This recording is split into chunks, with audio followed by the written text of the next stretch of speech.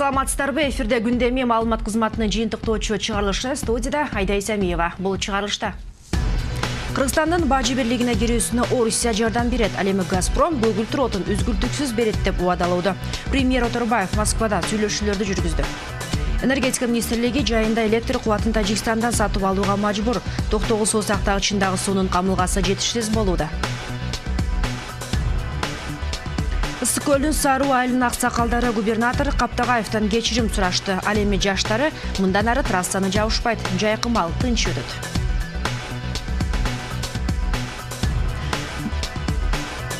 Мам мүлктү башкаруу фондунун жогорку көрсөткүчтөрүнүн эксперттер шек санашууда.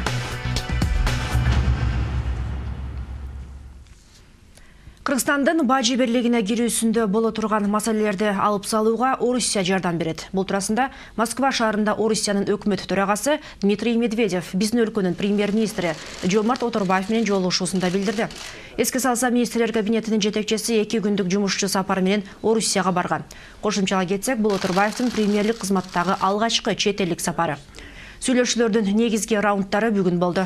Дмитрий Медведев Кыргызстандын бажы бирлигине кирүүсүнө Орусия кызыктар экенин билдирди. Жомарт Оторбаев өз кезегинде Орусия менен интеграция Кыргызстан үчүн негизги приоритет бойдон калаарын белгиледи. Белгилей кетүүчү жагдай, бүгүн эле Орусия, Белоруссия жана Казакстан лидерлери Минскте Кыргызстан менен Армениянын бажы бирлигине кирүү маселесин талкуулап жатышат. Премьер-министр Жомарт Оторбаев Орусияда ошондой эле Газпромдун жетекчиси Алексей Миллер менен сүйлөшүүлөрдү жүргүздү. Эки тарап биргелешкен долбоорлорду ишке ашыруу боюнча маселелерди талкуулашты. Анын ичинде өлкө ичиндеги көгүлтүр от тармагы да каралды. Иш сапарынын жүрүшүндө Жомарт Оторбаев ошондой эле Интер РАО ЕС ишканасынын коомунун башкаруу кеңешинин төрагасы Борис Ковальчук жана өкмөт комиссиясынын төрагасы Андрей Белянинов менен жолугушту.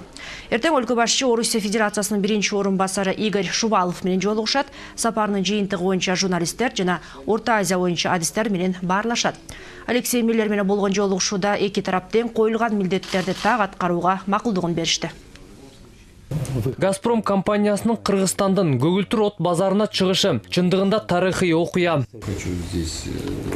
Биздин иштин бир канча багыттарын түшүндүрүп кетейин. Биринчи кезекте көгүлтүр отту жеткирүү. Өзбек тарап менен байланышып, биз азыр сиз менен кээ бир маселелерди талкуулап, нюанстарды айтып кеттик. Бирок бир жагдайды түшүнүү керек. Биз өзбек тарап менен бир гана Кыргызстандын багыттамасы боюнча гана байланышып жаткан жокпуз. Биздин максат эки тараптык тең салмактуулукту табуу. Биргелешип жүргүзүп жаткан ишибиз пайда алып келиши керек деген ойдомун. Президент Алмазбек Атамбаев бүгүн БУнун өндүрүштүк өнүгүү боюнча башкы жетекчиси Ли Юнду кабыл алды. Биздин мамлекеттин башчысы Кыргызстанда өндүрүштү өнүктүрүү маселелеринин жана интеграциялык жараян учурунда өлкөнүн кызыкчылыгын эске алып, жумуш орундарын түзүүнүн маанилүү экенин белгилейт. Биздин алдыбызда кичи жана орто ишкерликти өнүктүрүү тапшырмасы турат. Биз индустриалдык өндүрүштү кайра иштетүү тармагын жана айыл чарбасын өнүктүрүүдө аталган уюм тарабынан боло турган колдоолорго кубанычта болобуз, дейт президент. Ошондой эле Алмазбек Атамбаев Орусияга жашылча жемиш ташууда логистикалык платформаны түзүү боюнча долбоордун маанилүү болуп жатканын кошумчалады. Өз кезегинде Ли Юн Кыргызстан өндүрүшүнө колдоо улана бере турганын билдирди. Практика көргөзүп тургандай, дүйнө жүзүндө бир да өлкө өнөр жай өнүкмөйүнчө экономикалык жактан өсүүсү болбойт. Өнөр жай секторун өнүктүрүү үчүн бизде көптөгөн ыкмалар бар. Биз өз кезегинде Кыргызстан менен тыгыз иш алып барууга, жалпысынан агро сектордун, кичи жана чоң бизнестин өнүгүшүнө, айыл чарбасын өнүктүрүүдө жана ошондой эле экономиканын ар кайсы тармактарында жаңы технологияларды киргизүүгө көмөк көрсөтө беребиз. Кыргызстан Тажикстандан электр кубатын сатып алат. Бул тууралуу Кыргызстандын энергетика жана өнөр жай министрлигинин статс катчысы Батыркул Баетов билдирди. Анын айтымында былтыркы кургакчылыкка байланыштуу Токтогул суу сактагычында суу жетиштүү топтолгон жок. Буга байланыштуу өлкөдөгү ири суу сактагычтагы сууну үнөмдөө үчүн жайында Тажикстандан электр кубаты сатып алынышы мүмкүн. Учурда бул жаатта эки тараптуу сүйлөшүүлөр жүрүп жатат. Буга чейин Кыргызстандын энергетика министрлиги Казакстанга электр кубатын экспорттоо убактылуу токтотуларын билдирген болчу. Расмий маалымат боюнча ушул тапта Нарын дарыясындагы Токтогул суу сактагычында суунун көлөмү 8 миллиард кубту түзүүдө. Бул мурдагы жылдарга салыштырмалуу бир кыйла аз.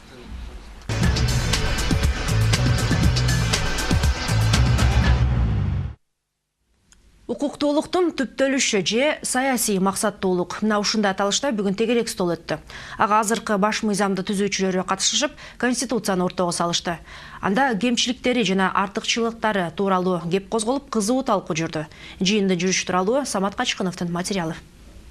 Талкууда бир эле маселе. 2010 жылы кабылданган конституция максатына жетип, өлкөдө мыйзамдуулук орнодубу деген. Жаңы баш мыйзамдын атасы аттыккан Өмүрбек Текебаевдин сөзүнө караганда, максаттар орундалды. Баш мыйзамдын жаңы редакциясын иштеп чыгууда эң башкысы бийликтин бир учка топтолушуна бөгөт коюу тапшырмасы алдыга коюлган эле. Борбордук Азиянын шартында Кыргызстанда биринчи жолу шайлоо боюнча шайлоо боюнча мамлекет башчысы алмашылды. Парламент, өкмөт алмашып отурат. Ошентип Конституция өзүнө коюлган бир негизги максат бир адам түбөлүктүү бийликте болбойт деген функцияны аткарып атат. Анткени менен азыркы башкы мыйзамдын негизин иштеп чыгуу көптөгөн талаштар менен коштолгону белгилүү. Туура 4 жыл мурун 7 апрель окуясынан кийин бир ай өтпөй 30 апрелде конституциялык кеңешме түзүлөт. Анын курамына 75 адам мүчөлүк кылып, орток пикирге келише албай, бири-бири менен жаңжалдашууга чейин барышкан. Сегодня анда толугу менен чыгып кетебиз анда эмесе. Чымкентке жакпаса, бул жерге келип алып 5 адам коюштат. Эгерде биз звонок берсек, 10 000 адам жыйып коебуз берди. Акыры жалпы элдик референдумда көпчүлүктүн колдоосун таап, кабылданган баш мыйзам уникалдуу дегендер да бар. Анын уникалдуулугу бардык негиздери орду менен иретке келтирилгендигинде дейт президенттин аппарат жетекчиси Данияр Нарымбаев. Айтымында алган эмес, оппозициянын орду так көрсөтүлгөн. Ошентсе да кемчиликтер да жок эмес. Бирок ага азыр баа берүү али эрте. Это огромный документ. Конституция бул албетте эң чоң документ. Азыр жаран менен мамлекеттин бийлик органдарынын мамилесин калыпка салуу аракетин көрүп келатат. Бардык суроолор ийгиликтүү чечилгенби деген суроолор көтөрүлүп келет. Айта кетүүчү нерсе, убагында бул багытта убактылуу өкмөт ишти алып кетүүгө үлгүрдү. Эгер азыр Украинадагы абалды алып салыштыра келсек. Дагы бир айта кетүүчү жагдай буга чейинки баш мыйзамдар тынымсыз өзгөртүлө берген бийлик тарабынан. Бул жагдайды эске алып караганда азыркы конституция өзүн өзү коргоо механизмдерине ээ болгон дейт Өмүрбек Текебаев. Андыктан бул өлкөнүн саясий туруктуулугу үчүн чоң мааниге ээ. А саясий өнүгүү болсо албетте экономикалык өнүгүү болот. Конституция акыркы 20 жылда 8 жолу алмашкан. Ар 2 жылда бирден алмашып турган. Бирок азыркы конституция 4 жыл болду, өзгөргөн жок. Демек конституция өзүн өзү коргоп, бүгүнкү саясий стабилдүүлүктүн негизи болгон саясий принциптерди сактап турат. Биздин оюбузча бул конституция Кыргызстандагы саясий стабилдүүлүктүн гаранты болот.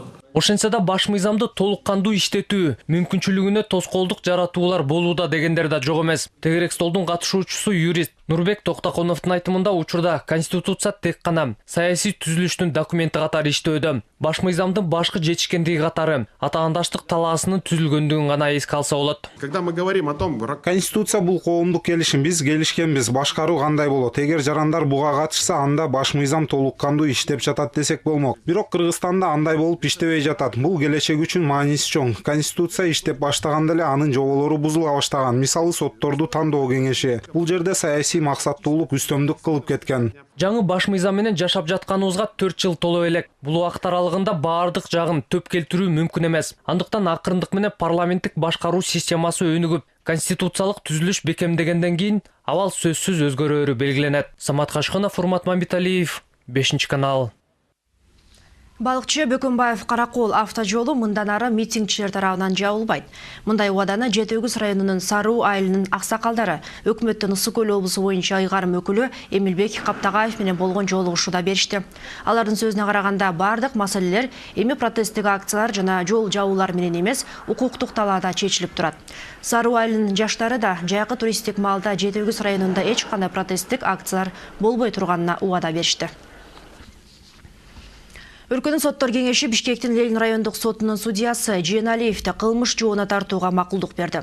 Эске салсам, ушул жылдын 16 январында УКМКнын антикоррупциялык кызматы менен Баш прокуратуранын кызматкерлери сотто акча алып жаткан жерден кармашкан. Жиеналиев тергөөнүн версиясы боюнча 6500 сомду Бишкектин жаранынан талап кылган.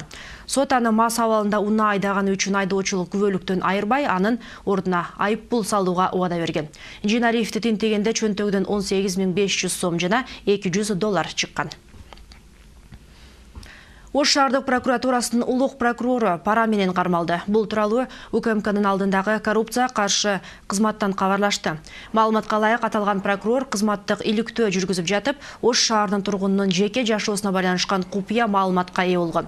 Бирок ал маалыматты ачыкка чыгарам деп коркутуп $1000 талап кылган. Бул сумманын $300 алып жаткан учурда коррупция каршы кызматтын өкүлдөрү тарабынан кармалды. Кылмыш иши козголуп, тергөө башталды. Мамлекеттик мүлктү башкаруу фонду мамлекеттик бюджетке 9 миллиард сомдон ашуун каражат алып келди. Акыркы 3 жылда. Бул туурасында фонддун коомдук байкоочу кеңешинин катышуусунда өткөн бүгүнкү жыйынында айтылды. Анткени менен эксперттер пикиринде бул мактанаарлык сумма эмес.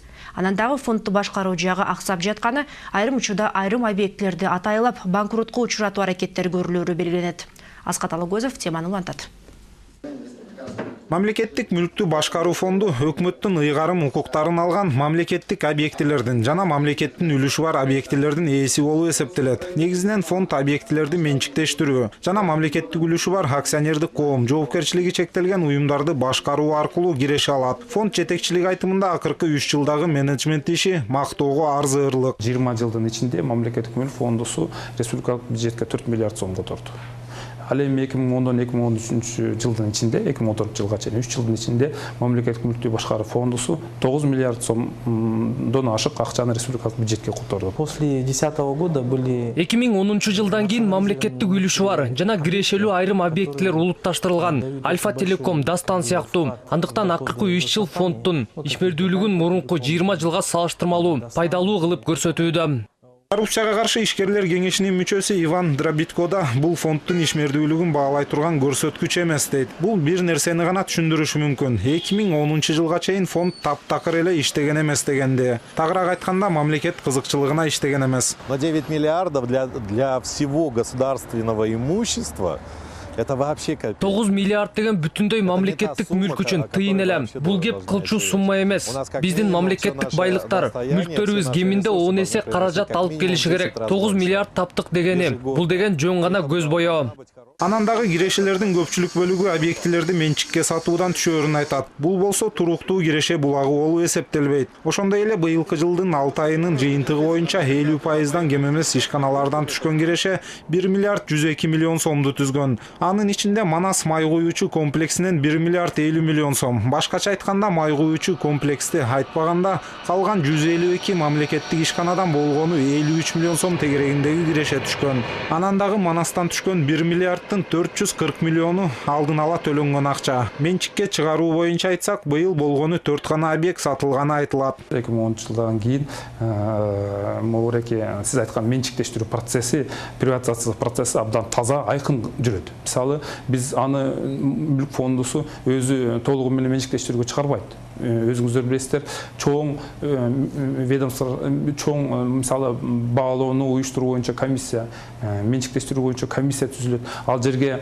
5 фракциянын депутат өкүлдөрү кирет, жарандык коомчулуктун өкүлдөрү кирет. Оценка производится через аффилированные фирмы. Баалоо өздөрүнө көмүскө баш ийген фирмалар аркылуу жүрөт. Бакиев маалынан бери иштеген мындай фирмалар бар. ВИП шаарчанында мындай фирмалар баалаган. Менчиктештирилүүчү объектилер белгилүү сатуу алуучуларга алдын ала даярдалат. Муну далилдеш кыйын. Бирок чынында укук коргоо органдары кааласа бат эле таап чыгып далилдеп коюшат. Бирок азырынча андай каалоо жок. ВИП шаарча демекчи Иван Дробитко айтымында резиденциядан алыс эмес жайгашып, Бакиев тушунда туристтик шаарчага ыңгайланыштырылган Сейилбак аймагынын аянты дээрлик 14 гектар. 48 үй курулушу бар. Ар бири $1 миллион кем эмес бааланат. Их собирались продать за 58 миллионов. Аларды 58 миллион сомго сатууну каалашкан. Алар баасы 2 же 3 эсеге жогорула деп билдиргенде эле аз. Ал жакта 500-600 чарчы метр аянттагы үйлөр бар. Бул үйлөр ВИП шаарчада кийин кайтарууга алынат. Андыктан бул үйлөр алда канча жогору турат. Өкмөт аппаратынан бизге кат келди. Көйгөйдү көтөргөнүңөргө рахмат. Бул шаарча 166 миллионго бааланды деп. Башкача айтканда мындан аркы иш биздики. Эс алгыла дештим. Фонд өзүнүн милдеттенмелерин так аткара албай келатканы да белгиленет. Тагыраак айтканда дээрлик эч бир аракет көрбөй жатканы. Акыркы эле мисал Бишкек ТЭЦ-нин Евразия өнүктүрүү банкына 30 миллион долларлык күрөөгө коюлушу.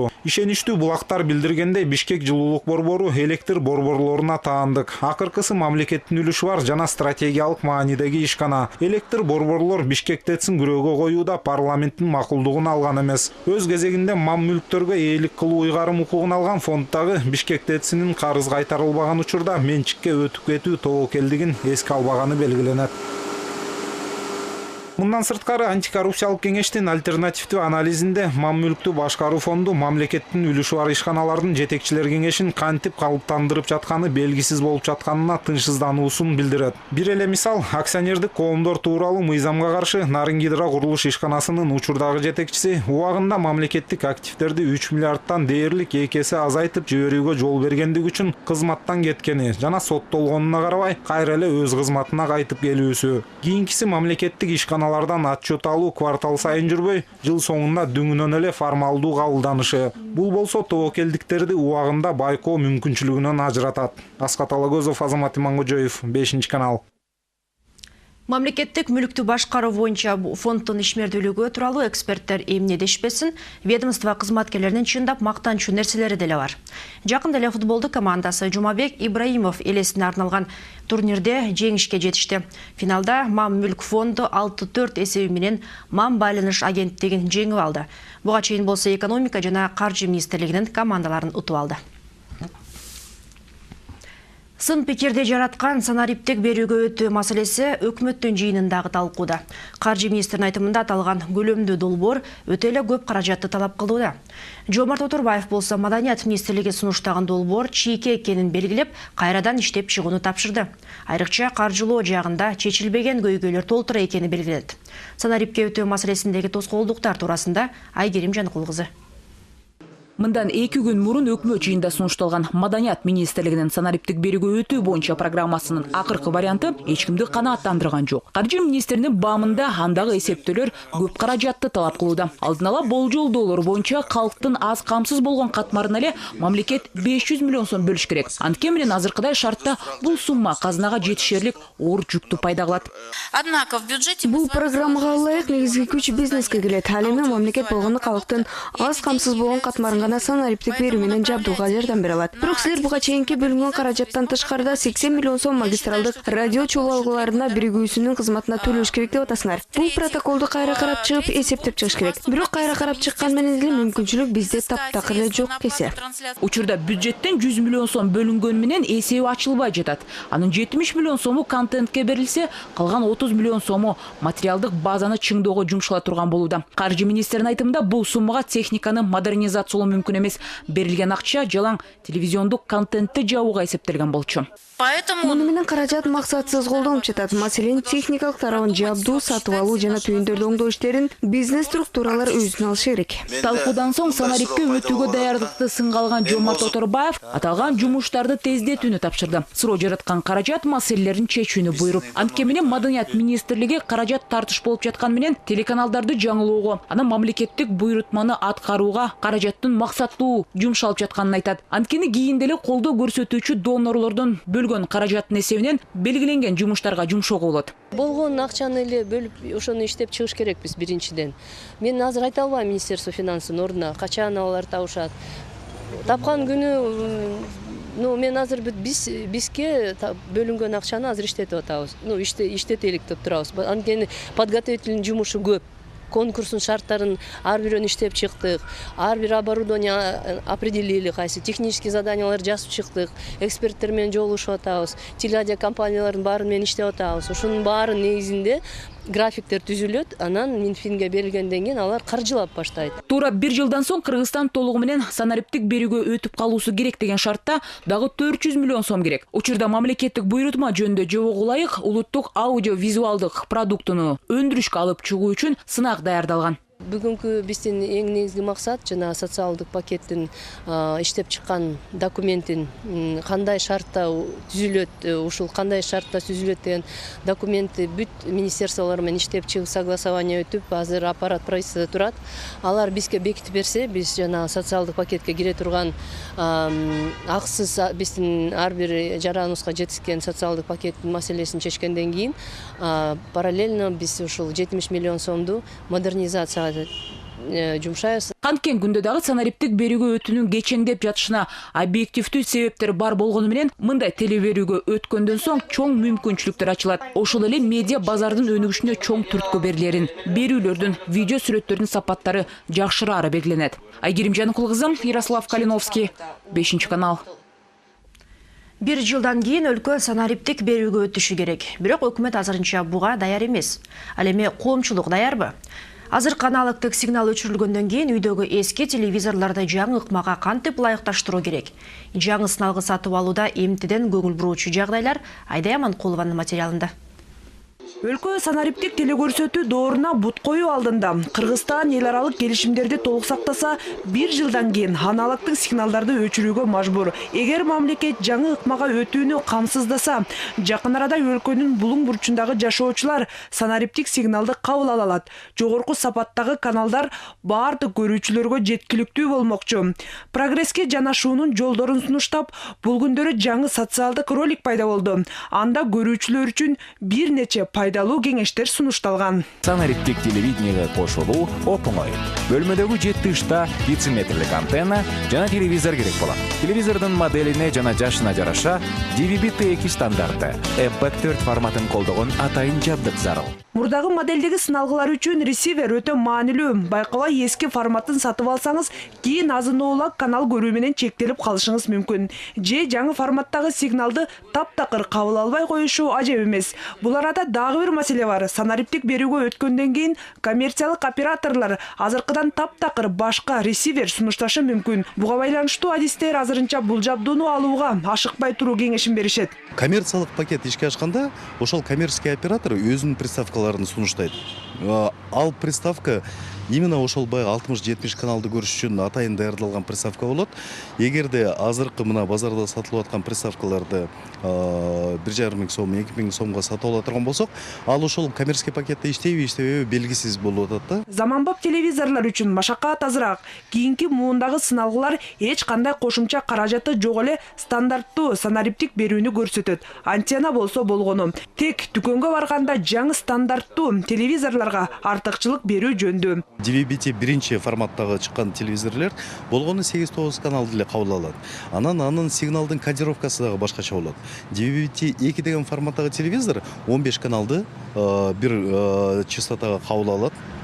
Андан тышкары анын кошумча дагы баягы сопроводительные услуги деп коет, дополнительная информация деп коет. Ошонун дагы мүмкүнчүлүктөрү бар. Бирок дүкөндөрдө ресивери өзүндө болгон телевизорлор бир аз кымбатыраак. Не во всех телевизорах имеется. Ишинде тюнери орнотулган телевизорлор 30%га кымбатыраак. Бирок эгер бул жабдуусу жок сыналга алсаңыз деле көйгөй эмес. Санариптик берүү келгенде өзүнчө ресивер сатып алып колдоносуз. Эми кимге кандай ыңгайлуу болсо, ошонусун тандаса болот. Башкысы санариптик берүүгө өткөндөн кийин телевизорлордун мүмкүнчүлүгү азыркыдан дагы кеңейет. Көрүнүштөр алда канча сапаттуу болмокчу. Ошондой эле сыналга аркылуу интернетке кошулуп, телефондук сүйлөшүүлөрдү жүргүзүп, атүгүл илериде коммуналдык тейлөө кызмат акыларын үйдө отуруп сыналгы аркылуу төлөп калышыбыз ажеп эмес. Айдай Аманкулова, Иван Чижиков, 5-канал.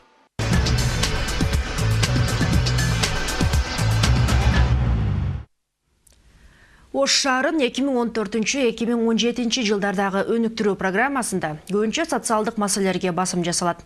Тактап айтканда, жаңы бала бакча, мектептерди куруу, таза суу жеткирүү сыяктуу элдин көңүл борборундагы көйгөйлөрдү чечүү багыттары коюлган.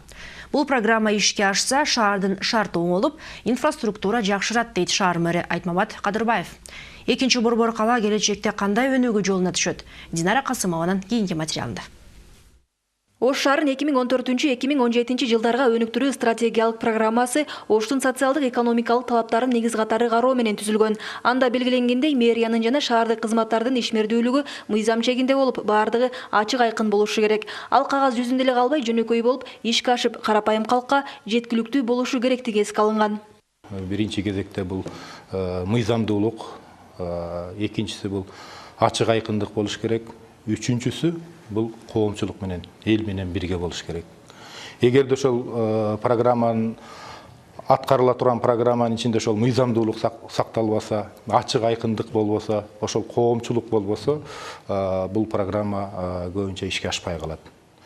Бул программанын түзүүдө мен ошол келген күндөн баштап эле ошол жумушчу топ түзгөнмүн.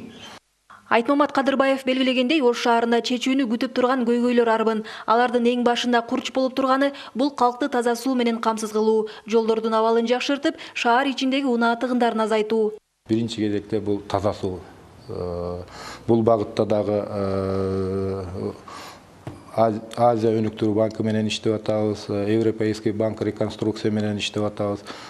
Кудай буйруса, бир 2 жылдын ичинде ошол таза суу проблемасы Ош шаарында 100%га да чечилбесе, бир 90-85%га чечилип калат деген үмүттөбүз. Ошонун үстүнөн иштеп атабыз.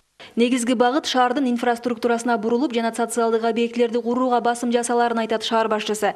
Планында 4 жылдын ичинде орто мектептер менен бала бакчалардагы орундарды көбөйтүү бар. Мындан тышкары социалдык турак жайларды куруп, жерге жана үйгө муктаждардын талабын аткарууну да пландоодо. Ал көптөгөн акча каражатын талап кылары белгилүү. Ал үчүн орто жана чакан бизнести өнүктүрүп, каржы булагын табууга болот.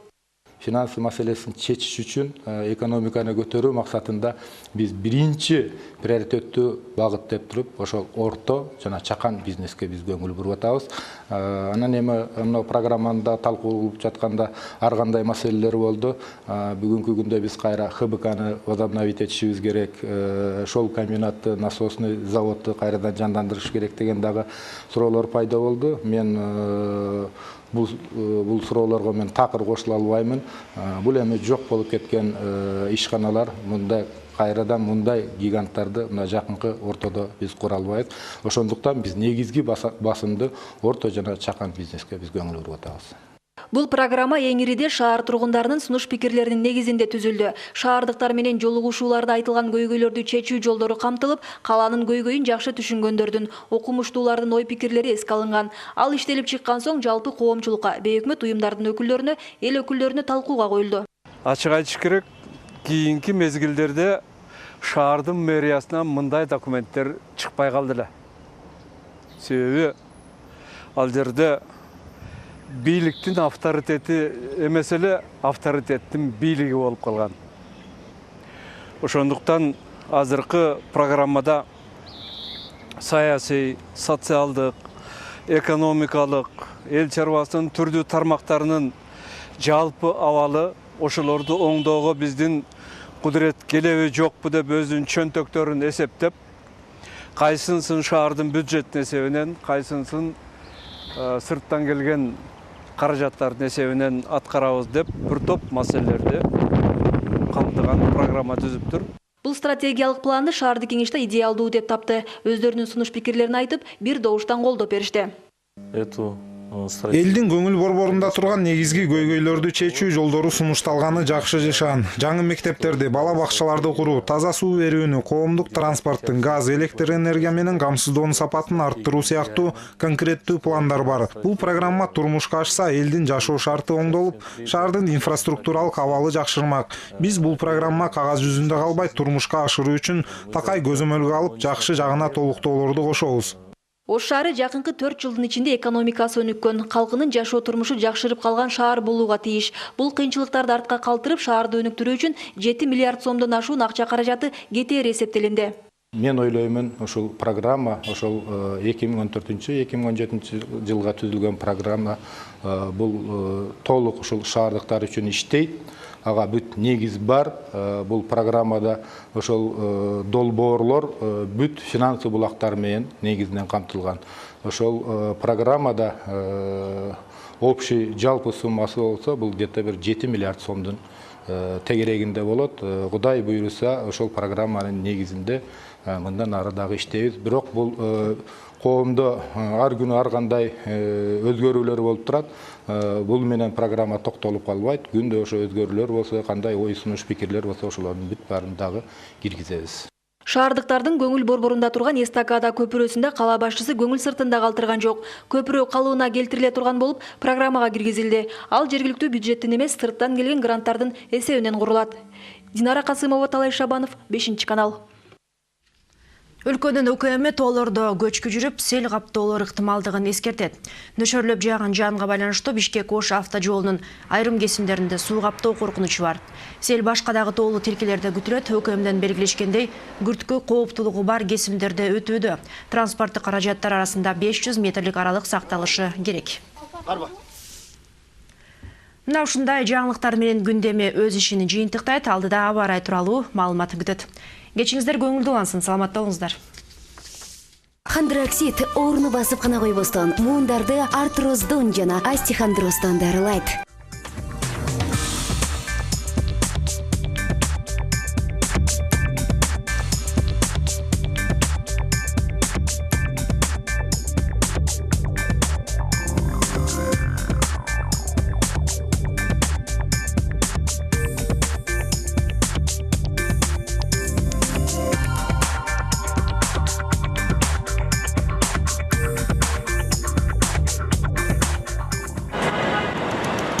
Кайнаган шаарда, жумуш кычап турганда, муундар ооруп, жаныңды койбой оорутса, достордон калып, өзүңдү өзүң кыйнала. Хондроксид орну басып гана койбостон, муундарды артроздон жана остеохондростон дарылайт. Аркаң ооруп чыдатпай, колу бутуң сыздатат.